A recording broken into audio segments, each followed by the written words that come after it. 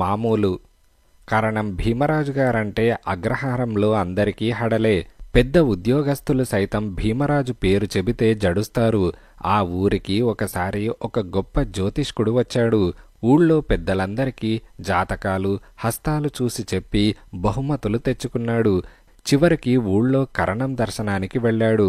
కరణం గారు అరుగు మీద కూర్చొని లెక్కలు రాసుకుంటున్నారు. నమస్కారమండి బాబు అని జ్యోతిష్కుడన్నాడు. దయచేయండి దయచేయండి అని కరణం భీమరాజు చేతిలో కలం కింద పెడుతూ అన్నాడు. కుశల ప్రశ్నలైనాయి. జ్యోతిష్కుడు తను వచ్చిన పని చెప్పి కరణం గారి హస్తం చేతపుచ్చుకొని అపరిమితమైన ఆసక్తితో ప్రారంభించాడు. ఆహాహా, భలే జాతకం కదండి. శని 7ంట ప్రవేశించడంతో తమరు ప్రభువులయ్యారు. సార్వభౌమ పదవి అలంకరించవలసిన దివ్య జాతకం.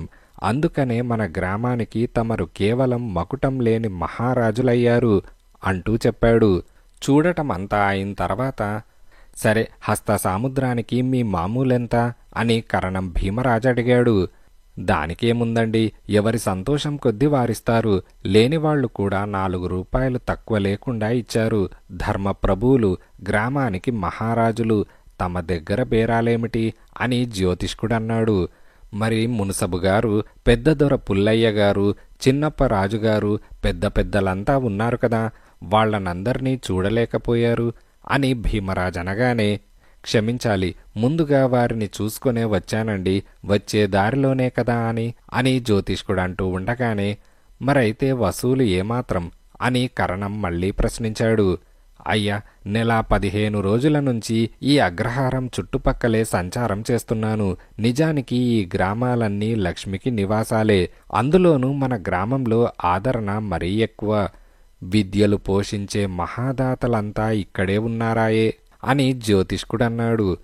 అదేనయ్యా, నీకు 10 రాళ్లు దొరికినవి అంటే మాకదే సంతోషం. మా గ్రామానికి ఎవరైనా మీ వంటి విద్వాంసులు వచ్చారంటే ప్రోత్సాహం ఇవ్వాలి కదా అని కరణమన్నాడు.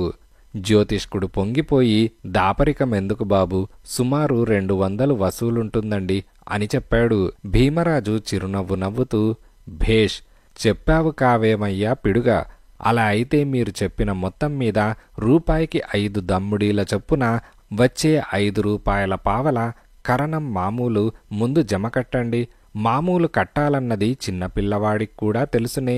ఇందులో మీ మామూలు 4 రూపాయలు మినహాయించుకొని తక్కిన రూపాయి పావలా కట్టేయండి, తీరిపోతుంది అని కరణమన్నాడు. జ్యోతిష్కుడు బిత్తరపోయాడు. కరణం బాబు దగ్గర ఉంటే ఇంకా ఏం ప్రమాదమోనని హడలిపోతూ అతను రూపాయి పావలా వెంటనే కట్టేసి కిక్కురు మనకుండా అక్కడ్నుంచి వెళ్ళిపోయాడు.